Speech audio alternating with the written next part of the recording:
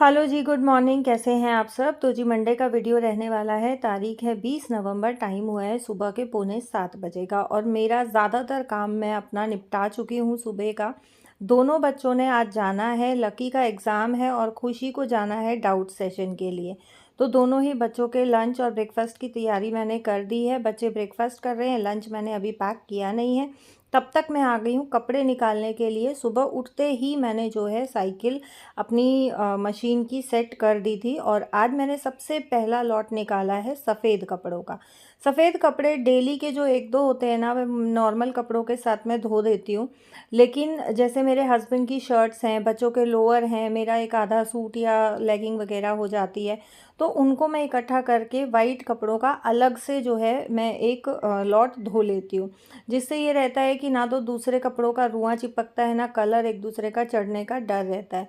अच्छा, अगर semi automatic machine होती है ना, तो उसमें आप 2 कपड़े डाल के भी धो सकते हो, लेकिन फुली ऑटोमेटिक में ये एक बहुत बड़ा डिसएडवांटेज है। और सबसे ज़्यादा तो ये फ्रंट लोड में सबसे बड़ा डिसएडवांटेज यही है कि अगर आप 1-2 कपड़ा धोते हो ना, तो उसमें पानी भी उतना ही लगता है, सर्फ़ भी उतना ही लगता है, बिजली भी उतनी ही लगती है।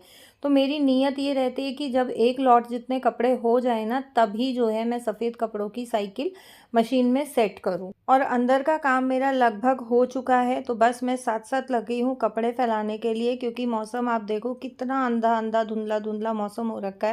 धूप बहुत रेयर चांस होता है कि निकलती है, तो उसमें ये रहता है कि कपड़े फिर शाम तक सूखते नहीं हैं। इस टाइम पे कपड़े डालने के बाद भी मेरे को शाम को कई बार जो है सीले कपड़े मिलते हैं। कपड़े फैलाने के बाद अंदर आ गई हूँ और अभी साथ साथ मैं चढ़ा दूँगी दूध बॉईल होना। बफ़ेलो मिल्क है, इसको उबाल के ठंडा करके फ्रिज में रख दूँगी, तो इस पे ना बहुत अच्छी मलाई आ जाती है बफ़ेलो मिल्क पे। लेकिन मेरे यहाँ ज़्यादातर टोंड आता है बफ़ेलो मिल्क, कभी-कभी आता है जब बच्चों का मन होता है बफ़ेलो मिल्क पीने का। और ये सब काम निपटाते-निपटाते टाइम हो गया लगभग 7:15 7:20 के आसपास का, तो दोनों ही बच्चों का लंच पैक कर ले रही हूँ। और उसके बाद पहले लकी को ड्रॉप करूँगी, साथ-साथ खुशी को ड्रॉप कर दूँगी, क्योंकि लकी का स्कूल बीच में ही पड़ता है। बच्चों को छोड़ के आने के बाद मैं आ गई हूँ अपना डस्टिंग करने के लिए, क्योंकि बस ये था कि सबसे पहले मैं डस्टिंग का काम निपटा लेती हूँ, बाकी का जो भी रहेगा मॉपिंग वगैरह का वो मैं आराम से कर लूँगी, क्योंकि झाड़ू जो है वो मैं ऑलरेडी लगा चुकी हूँ।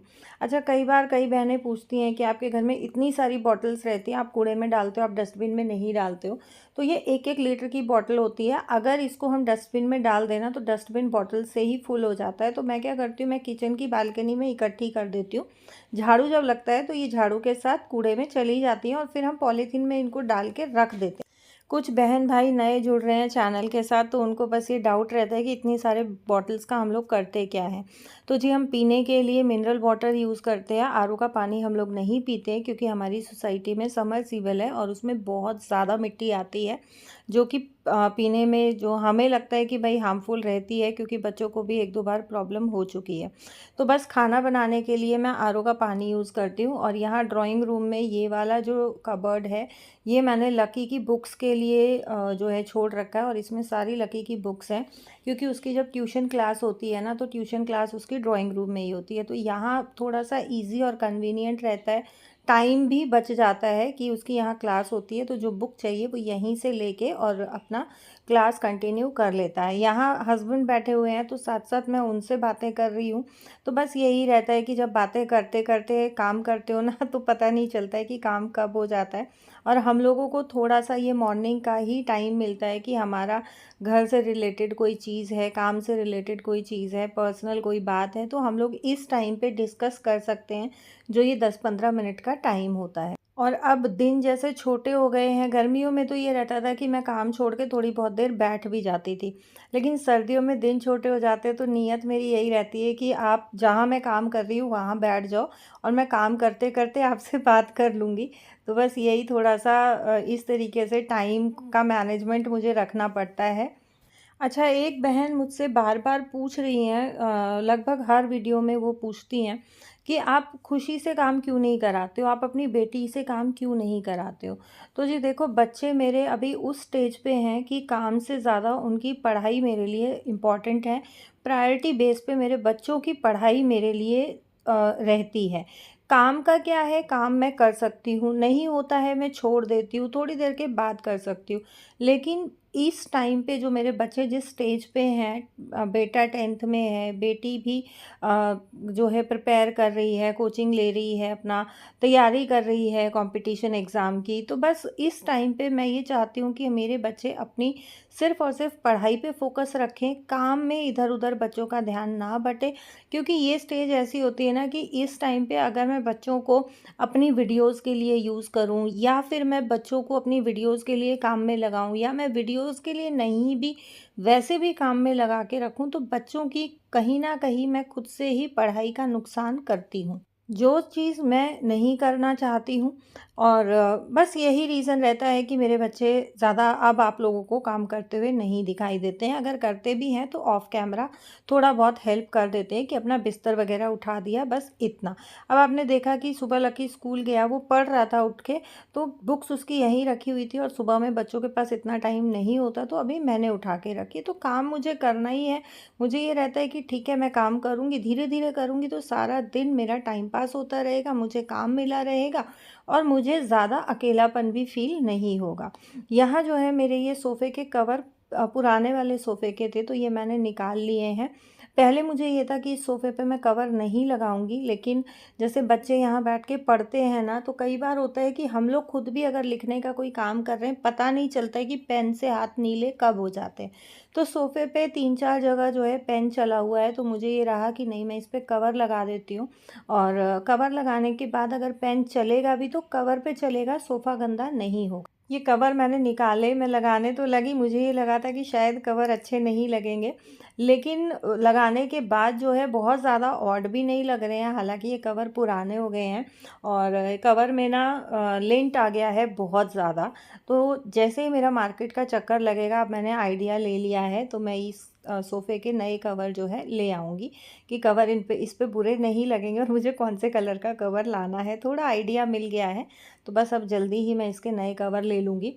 और साथ ही मेरे पास एक ये क्रोशिए का जो है, ये ड्रेसिंग टेबल कवर था मेरे वाले का, तो ये मैंने निकाल लिया है, और एज़ अ रनर मैंने अपने सेंटर टेबल पे इसको बिछा दिया है। क्योंकि क्रोशिए के ना मेरे पास बहुत सारे बने रखे हैं, और मैं ज़्यादा इसलिए नहीं यूज़ करती हूँ क्योंकि वो मेरी मम्मी के बनाए हुए हैं, कुछ मेरे बनाए हुए हैं। जो मेरे बनाए हुए थे वो मैंने सारे यूज़ कर लिए हैं, और जो मम्मी के बनाए हुए हैं ना, वो मैंने सारे सँभाल के रखे हुए हैं। मुझे ये लगता है कि नहीं यार, मैं यूज़ करूँगी तो ये फट जाएँगे। अब जो है मम्मी की आईसाइट भी वीक हो गई है, और हम लोग बहुत ज़्यादा बारीक काम मम्मी को नहीं करने देते हैं। तो बस ये रहता है कि नहीं, निशानी के तौर पे इनको मैं ज़रूर से सँभाल के रखूँगी, है ना? और आप लोग भी प्लीज़ ज़रूर बताइएगा कि ये जो सोफ़ा कवर मैंने सोफ़े पे लगाए हैं, ये कैसे लग रहे हैं? आप लोगों के हिसाब से सोफ़ा कवर इस पे सूट हुए हैं या नहीं हुए हैं? क्योंकि देखो, मैं सामने से देख रही हूँ तो मुझे ये अच्छे लग रहे हैं, बाकी कैमरा में कैसे लगे आप लोगों को, वो ज़रूर आप लोग बताइएगा।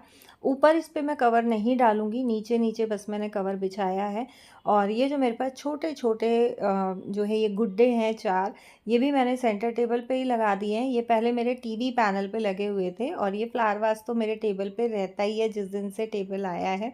और ये फ्लावर्स ना बहुत अच्छे लगते हैं, जो मैंने 2 आप मँगाए थे दिवाली से पहले, आप लोगों के साथ शेयर भी किया था। तो अभी आप लोगों को ये टेबल कैसा लग रहा है कमेंट करके ज़रूर बताना। यहाँ सारा काम ख़त्म करने के बाद नहाना-धोना हो गया, पूजा-पाठ हो गई, भोग मैंने लगा दिया है, और नाश्ता वग़ैरह मेरा हो गया है। हस्बैंड चले गए हैं ऑफ़िस। बस हस्बैंड के ऑफ़िस जाने के बाद मैंने इतना काम किया, और सीधा आ गई मैं बेडरूम समेटने के लिए, क्योंकि सुबह जब मैंने झाड़ू पोछा किया ना, तो बच्चों का बेडरूम मैंने साथ-साथ साफ़ कर दिया था। डस्टिंग जब करने लगी थी तो बच्चों के बेडरूम की भी डस्टिंग मैंने कर दी थी। डस्टिंग इस रूम की भी मैं कर चुकी हूँ। सिर्फ़ बेड बाकी था, क्योंकि हस्बैंड जो है लेटे हुए थे, तो बस मेरा ये रहता है कि नहीं, वो नहा के और चले जाएँगे ना, उसके बाद मैं प्रॉपरली जो है बेडरूम को अच्छे से क्लीन कर दूँगी। और आज मुझे इस बेड की बेडशीट भी हटानी है, क्योंकि ये बेडशीट ना बहुत ज़्यादा बड़ी है साइज़ में, और इसको कितना भी, कपड़ा इसका बहुत अजीब-सा है, कितना भी दबा के, कितना भी सेट करके रखो ना, बैठते ही लेटते ही बिल्कुल ऐसे इकट्ठी हो जाती है, तो मुझे ये जमी नहीं। तो इसको मैं निकाल के धोने में डालूँगी, और बेड पे बिछाऊँगी मैं दूसरी बेडशीट। अच्छा, एक बहन ने मुझसे पूछा था कि मीनू, इस वाली बेडशीट के साथ इसके मैचिंग के कवर नहीं है क्या? तो ये जो मैंने पिलो कवर डाले हुए हैं ना, ये इसी बेडशीट के साथ आए थे और पिलो कवर जो है कंट्रास्ट में दे रखे हैं, तो इसलिए इस बेडशीट के पिलो कवर ब्राउन कलर के हैं। यहाँ मैं ले आई हूँ अपनी पुरानी वाली चादर, और ये कॉटन की, जो प्योर कॉटन की चादर होती है ना, या फिर केशमेंट की चादर होती है, ये मुझे जो है बहुत पसंद आती है। मैं चादर अगर ख़रीदती हूँ, मैं 3 ही कपड़े में ख़रीदती हूँ, या तो जूट में, या केशमेंट में, या फिर प्योर कॉटन में। यही चादर मुझे जमती है, इसके अलावा चादर मुझे दूसरे स्टफ़ में नहीं जमती है।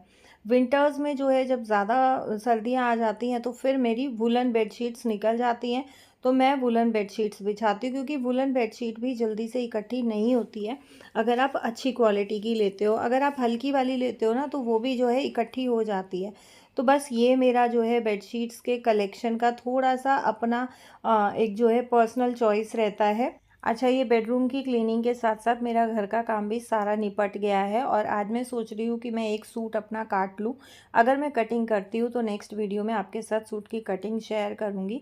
तो जी, ये था मेरा आज का video. Thank you so much for watching my videos.